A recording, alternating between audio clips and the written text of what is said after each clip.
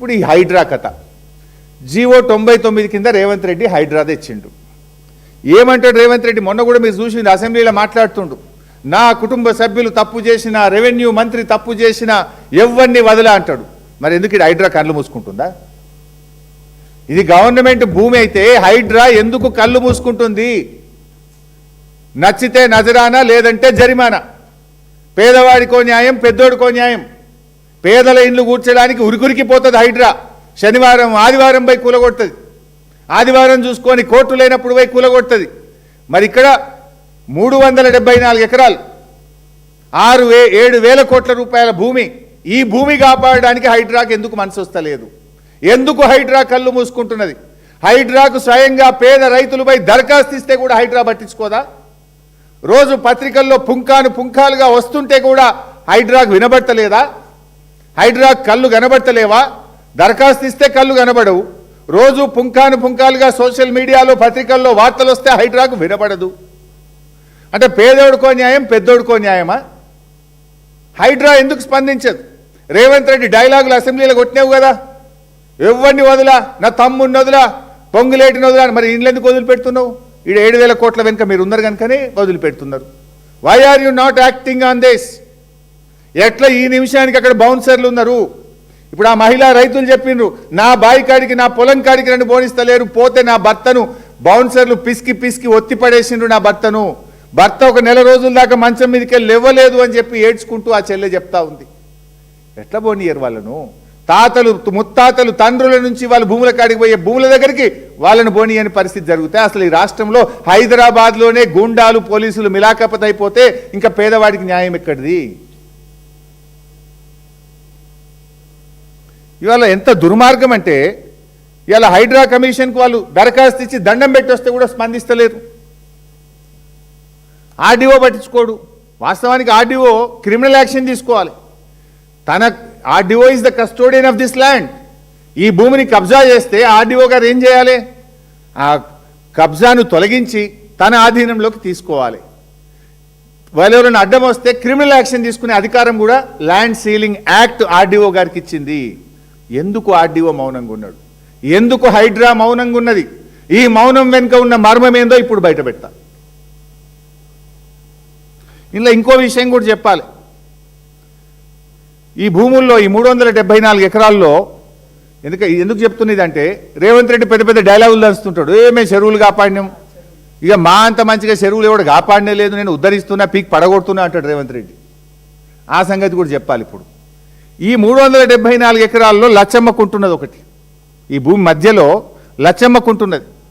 ఈ లచ్చమ్మకుంట FTL 17 ఎకరాలు, 6 ఎకరాలు బఫర్ జోన్, అంటే మొత్తం 23 ఎకరాల చెరువు ఉన్నది. ఆ 23 ఎకరాల చెరువు కింద 150 ఎకరాల ఆయకట్టు ఉన్నది. ఇప్పుడు ఈ కంపెనీలు ఏం చేస్తున్నాయి? అసలు ఈ కంపెనీలకు హక్కే లేదు. ల్యాండ్ సీలింగ్ యాక్ట్ ప్రకారం there is no right for any sale deed or any agreement, any land purchase sale deed. ఆ కంపెనీలు ఏం చేస్తున్నాయి? ఇప్పుడు ఆ లచ్చమ్మకుంట చెరువుకు ఉండేటువంటి ఫీడర్ ఛానల్స్ అన్ని ధ్వంసం చేసారు. మొత్తం ఆ చెరువులోకి నీళ్ళు వచ్చే ఛానళ్లను, ఫీడర్ ఛానల్ను ఎక్కడికక్కడ మూసివేసిండ్రు. అయినా ఇప్పుడు ఈ నిమిషానికి పోతే కూడా లచ్చమ్మకుంట చెరువులో నీళ్లు ఉన్నాయి. వర్షపు నీరంతా అలాగే పోతుంది. ఇప్పుడు ఇయాలవై చూస్తే కూడా లచ్చమ్మకుంట చెరువులో నీళ్లు ఉన్నాయి. వాడు మొత్తం ఫీడర్ ఛానళ్లు బంద్ పెట్టి లచ్చమ్మకుంట చెరువులకు నీళ్లు పోకుండా చేసి ఇవాళ కబ్జా చేస్తే, మరి చెరువులు కాపాడటాన్ని హైడ్రా కమిషనర్ రంగనాథ్ ఎందుకో కళ్ళు మూసుకున్నాడు. ఏం రంగనాథ్, నీకు చెవులు వినబడతలేవా? ఇప్పుడు నేను అడుగుతున్నా, రేపు పొద్దుగాలవా? నువ్వు పోతావా, నేను పోవాలనా?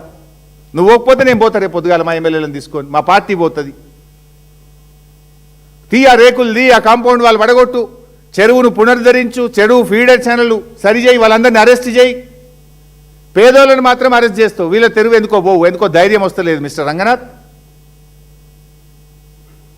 అయితే ఇక్కడ ఇంకా విషయం ఏంటంటే, లచ్చమ్మకుంట నిండితే ఎక్కడికి పోతాయి?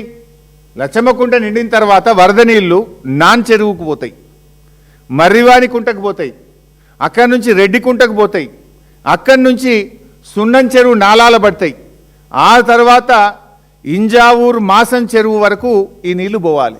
ఇప్పుడు మొత్తం బంద్ పెట్టిండ్రు. ఇప్పుడు లచ్చమ్మకుంటకు నీళ్లు రాణిస్తలేరు.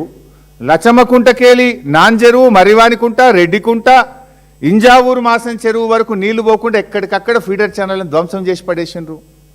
మరి ఇన్ని చెరువులు హైదరాబాద్లో హైడ్రా వచ్చినాక ఈ చెరువులు ధ్వంసమవుతుంటే, ఫీడర్ ఛానళ్లు మూతబడుతుంటే హైడ్రా నిద్రపోతుందా? వినబట్టలేదా? ఎందుకు హైడ్రా స్పందించదు? గరీబోళ్ళ ఇల్లు కూలగొట్టడానికి, పెద్ద పెద్ద వాళ్ళకి కబ్జాలు చేయడానికి మాత్రమే హైడ్రా పనిచేస్తుందా?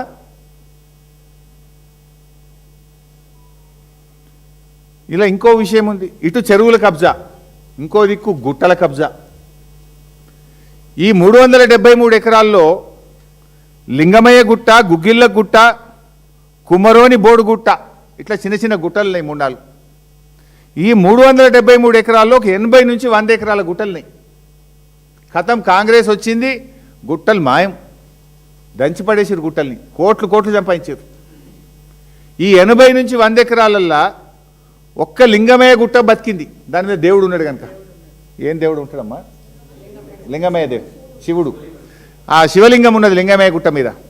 ఆ శివుడు కాపాడుకున్నాడు ఆ గుట్టను, లేకపోతే అది కూడా మింగుదురిల్లు. ఆ లింగమయ్య గుట్ట మీద 12 ఎకరాల గుట్ట మీద శివుడు ఉన్నాడు కనుక ఆ శివుడు ఆ గుట్టను కాపాడుకున్నాడు. 12 ఎకరాలు తప్ప మిగతా 80 ఎకరాలు మింగేసిండ్రు. 80 ఎకరాలు మొత్తం గుట్టల్ని మైనింగ్ చేసిండ్రు, గుట్టలను కరగదీసిండ్రు. ఆ రాళ్ళు అమ్ముకున్నారు, మట్టి అమ్ముకున్నారు, కోట్లు సంపాదించింది కొడుకులు. మరి ఈ మైనింగ్ డిపార్ట్మెంట్ ఏం చేస్తుంది? హైడ్రా ఏం చేస్తుంది? ఆర్డీఓ ఏం చేస్తుండు? కలెక్టర్ ఏం చేస్తుండు? 80 ఎకరాల గుట్టలు హైదరాబాద్ నడిబొడ్డున మాయమైపోతుంటే నిద్రపోతుందా నీ గవర్నమెంట్ రేవంత్ రెడ్డి? మాట్లాడితే పెద్ద పెద్ద ఇక ప్రతిపక్షం అడగంగానే a CBI case, CID case, ఎందో ఎంక్వైరీ మా మీద వేస్తావు, కానీ వీటి మీద ఎందుకు చేయవు? ఇందులో ఎంత వాటా ఉన్నది నీకు? వాటా లేకపోతే ఎందుకు ఇవి అడ్డుకుంటలేవు? నువ్వు గుట్టలు మాయమైన అడ్డుకోవు, చెరువులు మాయమైన అడ్డుకోవు, గుండాలొచ్చి గోడలు పెట్టి ఫెన్సింగ్ చేస్తే అడ్డుకోవు. మైనింగ్ డిపార్ట్మెంట్ ఏడబోతుంది మరి? గుట్టలు గుట్టలు రాళ్ళు రాళ్ళు మొత్తం కరగదీస్తున్నారు కదా, తెగ నమ్ముకుంటారు కదా మొత్తం. రెండు ఇది కాంగ్రెస్ వచ్చినాకనే మాయం గుట్టలు. కాంగ్రెస్ వచ్చేదాకా ఎవడు కన్నెత్తి చూడలే. కాంగ్రెస్ రాగానే గుట్టలు మాయం, చెరువులు కబ్జా, భూములు కబ్జా, చుట్టూ కాంపౌండ్ వాళ్ళు పెట్టుడు, రైతులను ఓనియకపోవుడు. అరే వాళ్ళ గొర్రెపిల్లలు పోతుండే పాపం, కొంతమంది యాదవులు ఉంటాడ, గొర్రెపిల్లలు మేకపిల్లలు ఆ గుట్ట మీద పోయి మేస్తుండే. ఇప్పుడు అటాంకలు గొర్రెపిల్లలు ఓనిస్తలేరు, మేకపిల్లల్ని ఓనిస్తలేరు, మనుషుల్ని ఓనిస్తలేరు. ఇప్పుడు మూగ జీవాలను కూడా ఆగం పట్టించారు, మనుషుల్ని ఆగం చేశారు, మూగ జీవాలను కూడా ఆగం పట్టారు.